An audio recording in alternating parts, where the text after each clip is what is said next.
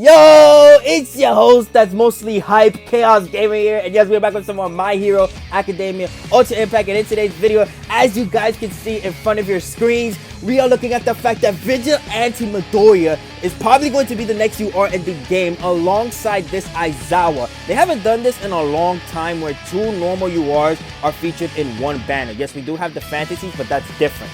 And sadly, I hate to say this, but I don't think they're going to give us 1.5 times rates for these two because they already do it with fantasy. They're not trying to be any more nicer with that, but I pray that they do. Please do. Alright, we can check out the Discord just in case later. But with that being said, it's not wasting any more time. Let's blow this shit right the hell up. And ladies and gentlemen, let us get started with today's video. So without further ado, let's click on Midoriya and let's take a look at his art first before we take a look at his kit. So, oh my god, they killed it, man. This looks absolutely beautiful. I love his unawakened art though more than his awakened art, but I'll take the awakened art regardless. Imagine seeing this in game with the animation popping up before you. Guys, you know how Fantasy Bakugo is the one that's always in front of my screen? I think that might have to change, and we're gonna have Midoriya in front of the screen. I'm sorry, this Midoriya is like one of the hypest characters to be introduced in the show. Oh man, but now let's take a look at his skill set. Enough with the fanboy. His plus ultra move, which is the Manchester Smash, deals 650% damage to a single opponent. Medium chance of stunning the opponent for 2 turns. Oh, he has a new effect. When character's Fajin is 10 or higher, shortens character action skill cooldown time by 2. Hold on, guys, because I do have the Discord open. I had a feeling that something like this will happen, so I want to see. Okay, it's right here. Character gains 3 Fajin when using a successfully executed skill chain. Increased effect relative to the number of skill chains. So gains 3 Fajin, goes from 3 to 6 to 9 depending on the skill chain. So if you have a skill chain 1, it will be 3. Skill chain 2 will be 6, and then skill chain 3 would be 9 Fajin.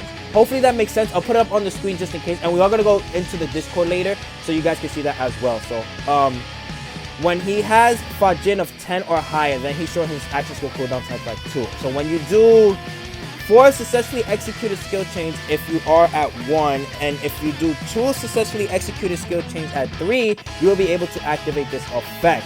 When character's Fajin is 30 or higher, it makes character aesthetic for 8 turns and increases power by 60% for 8 turns. So 30 or higher, that means you have to have a successful skill chain from 3. I'm going to do it from 3, not from all the other numbers. It would be 9, you double that up, 18. Would that how that be working? Then this is confusing. I know it's going to take like 3 to 4 turns for this effect to activate the second one. So then when character's Fajin is 30 or higher again, increases character's critical hit rate by 60%. When character's Fajin is 30 or higher, character Fajin is reduced by 30. And when character's Fajin is less than 30, character Fajin is reduced by 6. Alright, so once you get 30, I guess they reduce it all the way down to 6. That's very interesting right there, but wow, this plus ultra right here is gonna do so much for you once you get your Fajin up to the maximum that it could be, which is 30. So now let's take a look at the first action skill, which is going to be the Black Whip and Shoot style. Deals 450% damage to a single opponent. Medium chance of stunning the opponent for 2 turns. When character's Fajin is 10 or higher, increases character's critical hit rate by 40%. When character's Fajin is 15 or higher, increases character's critical skill impact by 45%. Character Fajin is reduced by 3, and the cooldown is for 5 turns. Now, we see that once it gets to a certain point, or once he uses it, once he uses his Fajin, it goes lower, which kind of sucks right there. So it's gonna be hard for you to get your Fajin up, it looks like, but you get many benefits from doing so as well. And if you think about it, if you give him the Shoto support memory, you are already gonna get a bunch of buffs from that as well, and you will get the action skill cooldown time no matter what. So this Midoriya is looking pretty crazy so far though. Next, we have the second action skill, which is going to be the Overflowing Strength. Increases character's critical hit rate by 30% for 4 turns. Increases character's plus ultra gauge by 20%. Character gains 3 Fajin. Character gains 3 Fajin when using a successfully executed skill chain. Increased effect relative to number of skill chains, as we can see right there. So they actually explain what it means. And the cooldown is for 5 turns. So you're getting 3 off rip with this, right? Then you're getting another 3 when using a successfully executed skill chain. And then you're going to get the other 3 because you used it in the 3rd skill chain. That's what I'm assuming that's how that's going to work. If not, then we're just getting 6 from this right here. But if we're getting it with the successfully executed skill chain as well, we should be getting, let's see, we have the 9, so 6 plus 9, that's 15. Yeah, so we should be getting 15 from this if the way I'm thinking about it, it actually works. This is the type of character we have to see in game. But hopefully they have a counter, because there is no way we're going to remember the amount of Fajins we have without having a little counter in the game. First auto skill, which is going to be going off the rails. Character gains 1 Fajin per turn. When character's Fajin is less than 15, increases character's critical hit rate by 25%. Then increases skill impact by 3% for every Fajin. So let's say your max is at 30. That's like 33% right there. If I have the math right, if we're adding. If we're multiplying, that should be like, nah, there's no way. Multiplying, that would be way too high. And that would make him the strongest character in the game. I think he already is one of the most strongest characters in the game. But if it was multiplying that 30% by 3, that would be crap.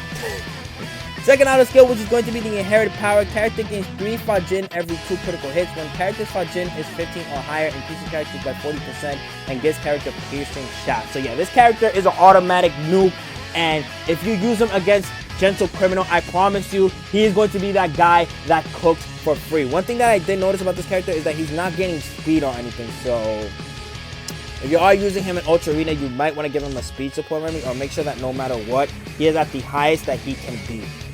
Next character we're going to be looking at is the UR Aizawa. We haven't had an Aizawa in a long time. The purple one, I think, was the last one that we got introduced.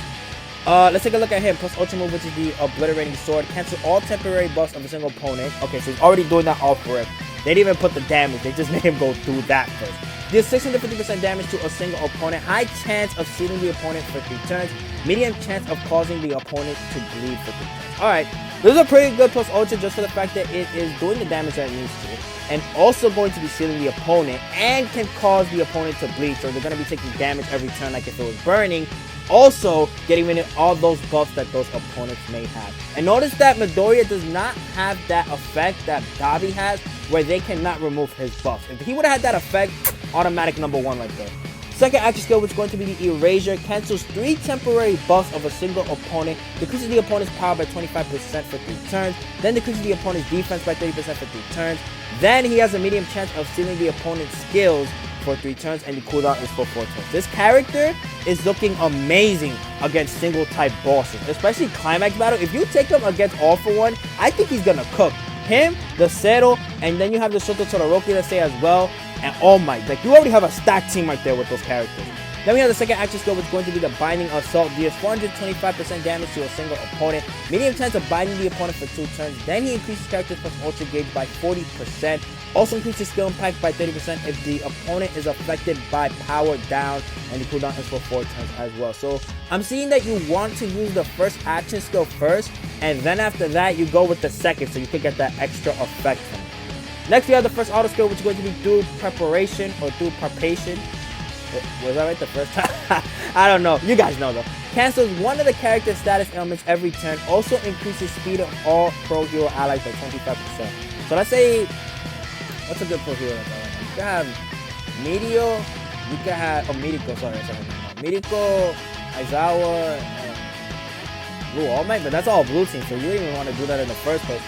You guys let me know. I feel like, I don't know, if anything, it could be like him, the Purple Endeavor, because he needs speed. He needs to be first so he could do all the damage that he needs to do. And then we could just say Miriko out there. That's good. Second auto skill, which is going to be the Logical Thinking, gives character the ability to evade 1 time after receiving an attack from an opponent with Piercing Shot. Multi-hit equals 1 attack. Gives character a barrier that nullifies 1 hit after receiving an attack from an opponent with Bullseye. Also increases character skill impact by 10% when using a successfully executed skill chain up to 6 times. So if you multiply that, that should be 60% right there.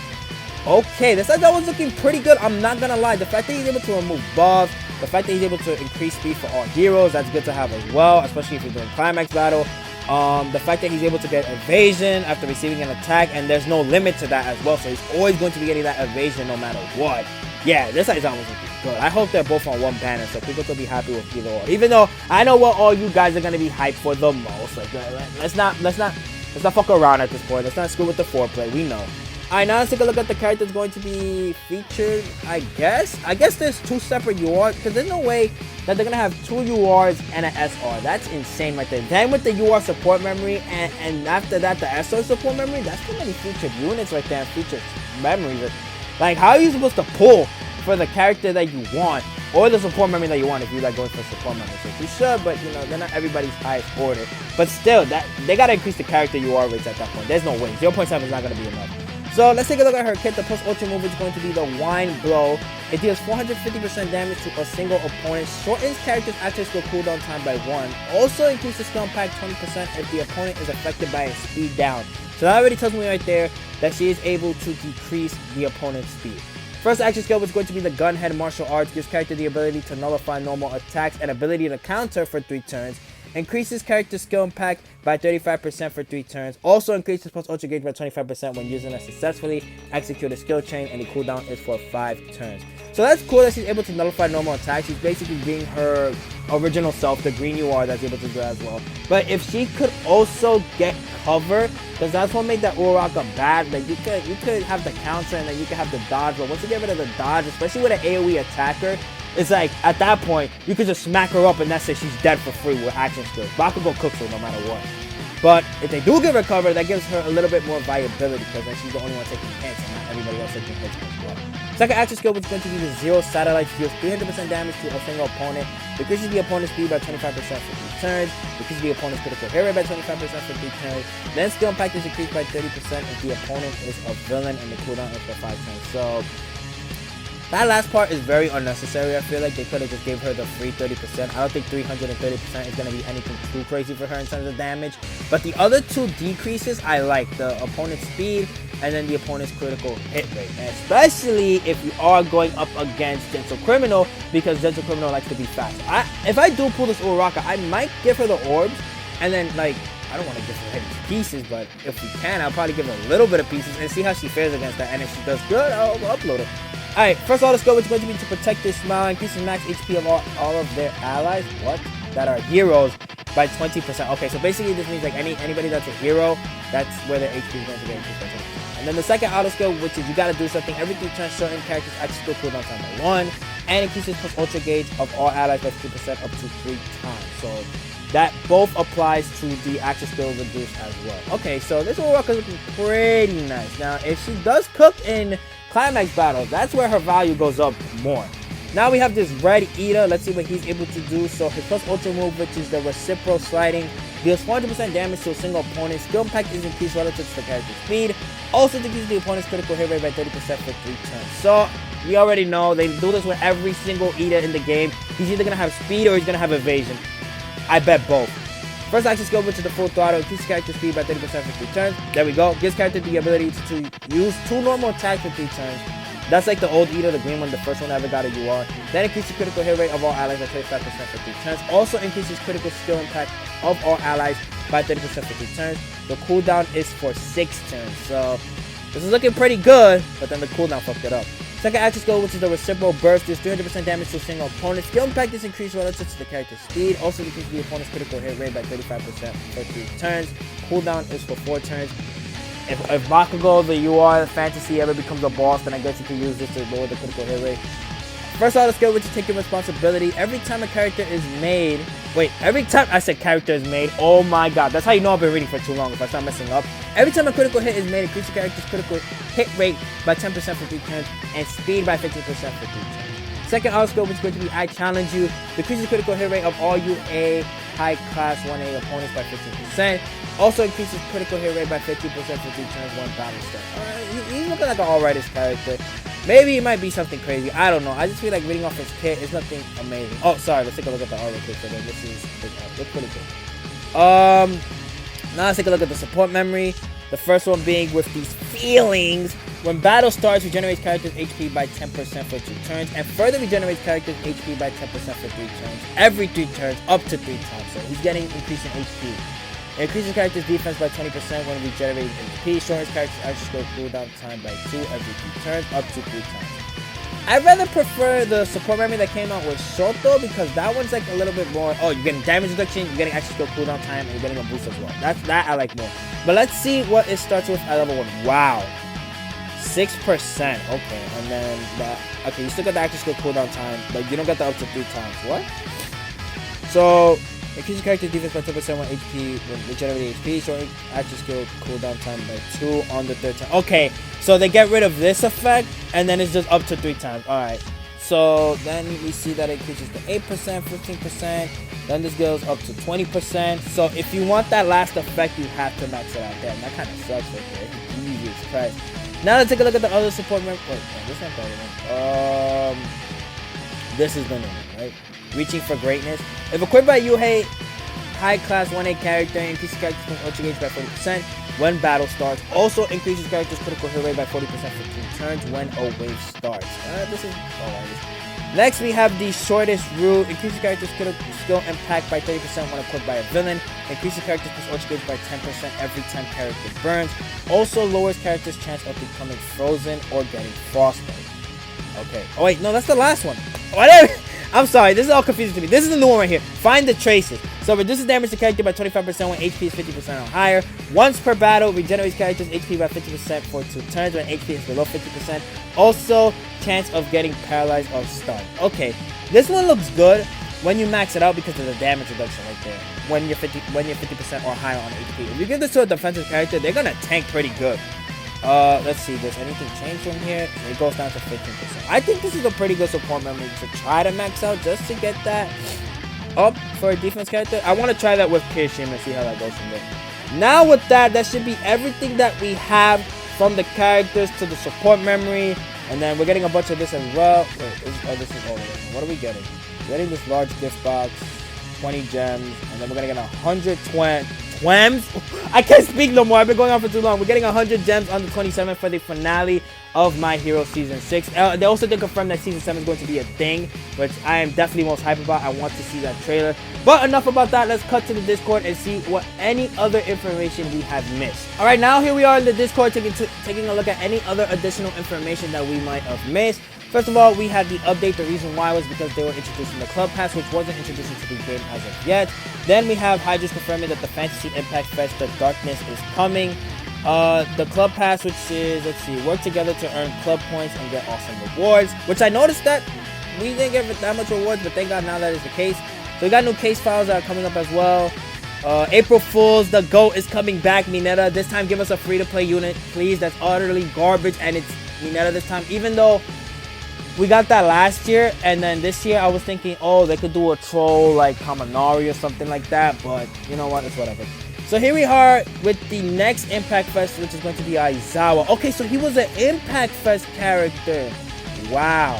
I thought he was a normal character. I did not think he was going to be an Impact Fest character. So I wonder if he's going to be coming first and then the Midoriya, or it's going to be the Midoriya and then the Aizawa that comes right after. And then we have the Plus Ultras. If you want to see them, go to Hydra's channel. I'll put a link in the description. Next, we have the new status effect, which is Fajin, a counter that increases when various conditions are met and gives various effects relative to the current count. Then we got the V Tower rankings opening up for Toga, and then the characters are going to be featured for it. I wonder if... No, they're not going to put him in there because we already see that the purple Dobby's there. He just came out, the yellow Dobby, so I don't think they're going to do it to where they put him in. That would have been amazing, though, right there. Now we have the Midoriya, the Uraka, the Ida, with the feelings from the traces, and think back a Class A memory recruit. Also, this is okay. So it's starting on April 1st, and then ends on the 15th, and then the Impact Fest Heroes Hot Pick recruit Aizawa. He comes out on the 28th, and then ends on the 13th of April. Okay, so we know what's coming first. Midoriya is coming first, and then after that, it's going to be Aizawa coming later. And I get the comments of somebody texting me on this video. Let's see what else. And Max Club Pass rank is 15. And then another unused skill icon that is meant for a Deku hit. So we could be getting another Deku soon. Or maybe that could be from the UR Deku. Then we got the Club Pass rewards, which is going to be 50,000 at rank 1. 2, you're getting top hero devices. 3, you're getting the super gadget. At 4, you're getting 20 gems. 5, I almost said 300. 30 gems. 6 is another 50 gems. Then we get 2 recruit tickets at 7, 100 at 8, 9 is the recruit ticket, and then 10 is the limit breaker UR fragment 3, and then a bunch of coins at the end. I think what they should have done to make it to where people want to actually grind this out a little bit more, besides having that ranked max, is that they should have left the 100 gems at the end and then give us another 100 gems before the end. That would have been amazing right there. Here we go with the animated arts that you'll be seeing in game. Then we have the EXP that's needed. I'll go over this again once it does come out in game. If it already came out in game, then screw it. It's just going to be in this video. But if it hasn't come out yet, and when it actually does, I'll make another video. Then we have the April Fool's login bonus. What are we getting this year? Don't tell me it's the same support memory again. It better not be the same support memory again. I swear to God, that is the worst thing that could ever happen to it. 50 gems. I thought that said 500. Damn. We got the weekend login bonus. We have this where we're getting 150 stamina, 30 gems, 50 gems, and then basically explaining Midoriya's Fajin and how it works, which I will leave in the beginning of the video when I am explaining about Midoriya's skill set and see what he's able to accomplish. So with that, that's what we're ending today's video. I hope you guys enjoyed. Be sure to like and comment if you want to. You don't have to, but it's always greatly appreciated. Also, subscribe. Let me know how hyped you are for this Midoriya, which I know everybody is going to be super hyped about. I might even exaggerate the title a lot, but you know, we have to wait and see. So with that, I'll see ya when I see ya. Peace. April 1st, mark your calendars. Vigilante Midoriya is going to be here.